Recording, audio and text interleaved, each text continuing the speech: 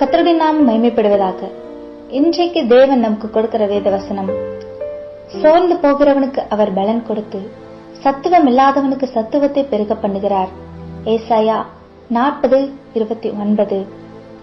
சோர்ந்து போயிருக்கிற உங்கள் ஆவியிலும் ஆத்துமாவிலும் ஒரு புது பலனை கொடுத்து உங்கள் சத்துவத்தை பெருக பண்ணுவார்.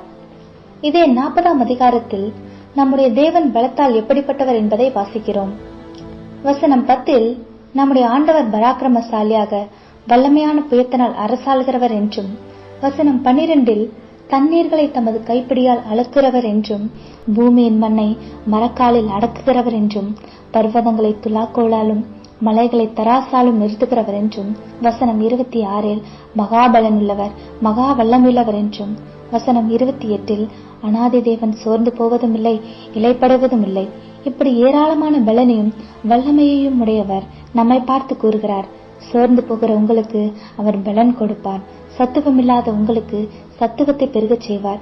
அதுவும் வசனம் 31 அது எப்படிப்பட்ட பலன் யாருக்கு கொடுப்பார் என்பதை வாசிக்கிறோம். தேவனை நம்பி தேவனுக்கு காத்திருக்கிறவர்களுக்கு புது பலன் கொடுத்து கழுகுகளைப் போல் பலனை புதிதாக்கி உயர எழும்பச் செய்வார். அந்த தேவனுடைய பலத்தினால் ஓடினாலும் நாம் நிலைப்படைய மாட்டோம், நடந்தாலும் சோர்ந்து போக மாட்டோம். தேவனே நம் பலனாக மாறிவிடுவார். நாமும் இந்த உலகத்தில் அசாதாரணமானவைகளை செய்ய நமக்கும் இந்த புது பலன் தேவை. கர்த்தரை நம்பி கர்த்தரின் பலனை சார்ந்து கொள்வோம். தேவனோடு நாம் இருப்பதால், தேவனோடு நாம் இருந்தால் அவரும் நம்மோடு இருப்பார்.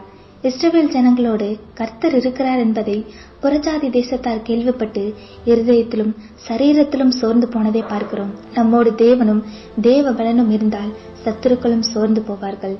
தாவீதை போல் கர்த்தர் என் பலன் என்றும், பவுலை போல் என்னை பலப்படுத்துகிற கிறிஸ்துவினாலே எல்லாவற்றையும் செய்ய எனக்கு பலன் உண்டு என்றும் அறிக்கையிடுவோம். ஆவியானவரும் நமக்கு பலனை தருகிறவர். இன்றைக்கும் கூட இதை கேட்டுக்கொண்டிருக்கிற நீங்கள் புது பலனை அடைகிறீர்கள். காண்டாமிருகத்து கொத்த பலனை அடைகிறீர்கள். ஐஸ்வர்யத்தை சம்பாதிக்கத்தக்க பலனை அடைகிறீர்கள்.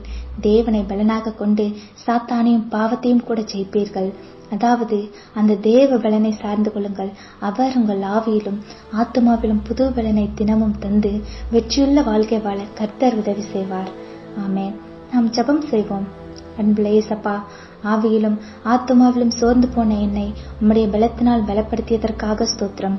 சத்துவமில்லாத எனக்கு சத்துவத்தை பெருக செய்ததற்காக ஸ்தோத்திரம்.